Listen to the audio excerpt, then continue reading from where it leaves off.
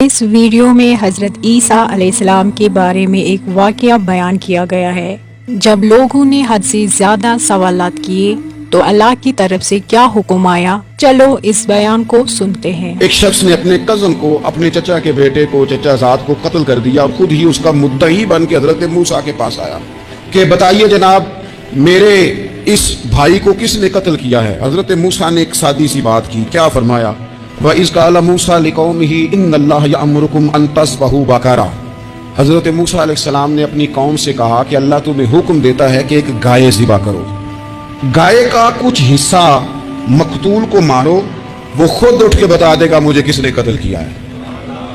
یہ پہلا سپارہ ہے قرآن مجید کا، آپ اس کو دیکھ لیں، یہ آیت نمبر 67 سے شروع ہو رہا ہے۔ تو اب وہ چونکہ ذبح کرنا نہیں چاہ رہا تھا، اس کو پتا تھا کہ مجرم تو میں خود ہوں، وہ ذبح چونکہ کرنا نہیں چاہ رہا تھا، اس سے کہا کہ مارو ایک حصہ گائے کا، اس کو تو یہ اٹھ کے بتا دے گا۔ تو اس نے جواب کیا دیا؟ قالوا اتتخذون ہزوا، یعنی لگا آپ میرے ساتھ مذاق کرتے ہیں، کبھی ایسا بھی ہوا ہے؟ قال اعوذ باللہ ان اکون من الجاہلین۔ حضرت موسیٰ علیہ السلام فرمانے لگے میں اللہ کی پناہ مانگتا ہوں میں جاہلوں میں سے ہو جاؤں۔ ہر وقت مذاق کرتے رہنا یہ تو جاہلوں کا طریقہ ہے۔ کن کا ہے؟ حضرت موسیٰ نے کہا ہے، قرآن پاک ہے، ہر وقت مذاق کرتے رہنا۔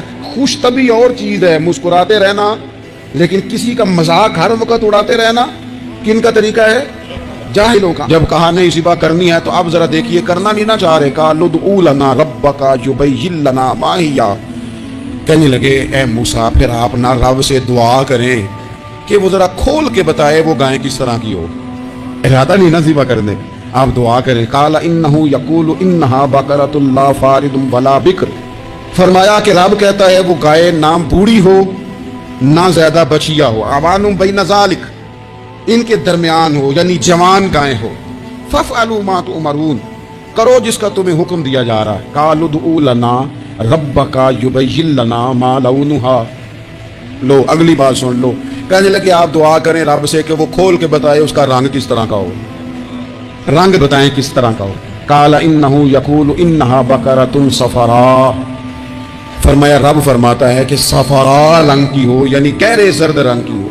پھر رب فرماتا ہے اس طرح کی گائے ذبح کرو، فاقع لونھا تسر الناظرین، اور جب کوئی اسے دیکھے تو اسے اچھا بھی لگے، آنکھوں کو اچھی لگے وہ گائے، اس طرح کی گائے ذبح کرو۔ لو اتنی باتیں بتا دی۔ قالوا ادع لنا ربک یبین لنا ما ہی، کہنے لگے نہیں آپ پھر دعا کریں اللہ ذرا کھول کے بتائے گائے کس طرح کی ہو۔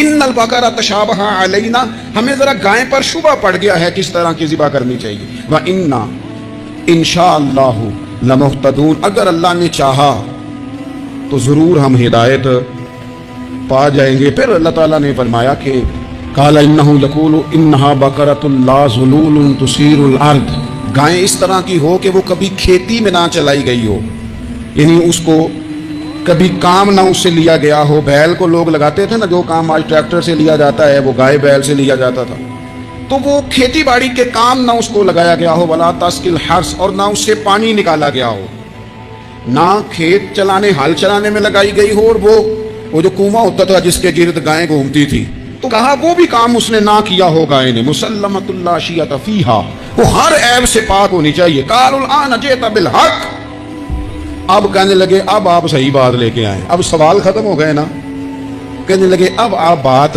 فذبحوہا، انہوں نے ذبح کر دی۔ وما کانوا یفعلون، پر ایسا کرتے نظر آتے، لگتا نہیں تھا کریں گے ذبح پر ذبح۔ اچھا یہ گائیں پھر ملی کیسے؟ امام خازن کہتے ہیں کہ ایک نیک آدمی تھا، اس کا آخری وقت آ گیا تو اس کے پاس جو کل جمع پونجی تھی وہ ایک بچیا تھی، گائیں کی بچی، بچیا بیڑی، اس کے پاس وہ ایک بچیا تھی صرف۔ تو اس نے اس طرح کیا کہ اس کی گردن پر ایک مہر لگائی، اللہ کے نام پر بطور امانت اس نے اس کو جنگل میں چھوڑا، کہا یا اللہ میرا بیٹا ایک ہی ہے وہ بھی چھوٹا ہے، اس کی حفاظت کرنا اور میرے بیٹے کو پہنچا دینا۔ بچہ بالغ ہو گیا، اس کی ماں نے کہا بیٹا جو امانتیں رب کے پاس رکھوائی جائیں نا ان میں خیانتیں نہیں ہوا کرتی، جا کے جنگل میں آواز دے تیری گائے واپس آ جائے گی۔ اس نے جا کے جنگل میں آواز دی کہ وہ جو میرے باپ نے امانت رکھوائی تھی وہ کدھر ہے؟ وہ نشان لگی ہوئی گائیں دوڑتی ہوئی اس کے پاس آئی۔ واللہ خیر الرازقین، جب رب بندوبست کرے، جب اللہ بندوبست کرے تو پھر معاملہ اور ہوتا ہے۔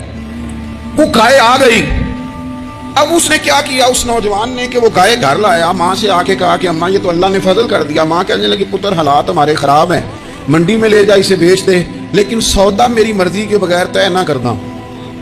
کس کی مرضی کے بغیر؟ کس کی؟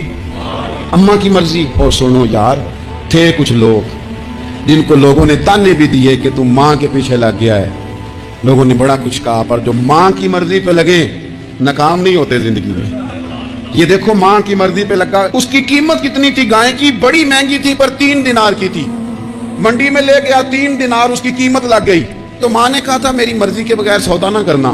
اب بچے تو نہیں نا مانتے, اماں کو کیا پتا بار بزنس کیا ہے, لین دین کیا ہے, پر ماں نے کہا تھا میری مرضی. بندہ دے رہا ہے اسے 3 دینار, اس نے کہا جی میں نے طے تب کرنا ہے, ڈن تب کرنا ہے, پہلے اماں سے پوچھنا ہے. گھر جا کے اماں سے پوچھا, اماں کہنے لگی دے دے. واپس آیا تو اس نے کہا کہ میں 6 دینار دیتا ہوں پر میری شرط ہے, ماں سے نہیں پوچھنا.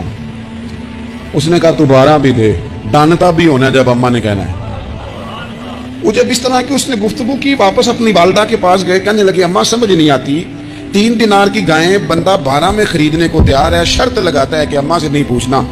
تو والدہ کہنے لگی پتر پہلے اس سے جا کے پوچھ کیا وہ ہے کون, یہ کوئی روحانی معاملہ ہے, کوئی غیبی مدد ہے, پوچھ. اسے جا کے پوچھا تو وہ کہنے لگا میں تو فرشتہ ہوں اللہ کا, تو نے گائیں بیچنی نہیں اس لیے کہ تیرا باپ بھی نیک ہے, تیری ماں بھی نیک ہے, رب تیرے رزق میں برکت پیدا فرمانا چاہتا ہے.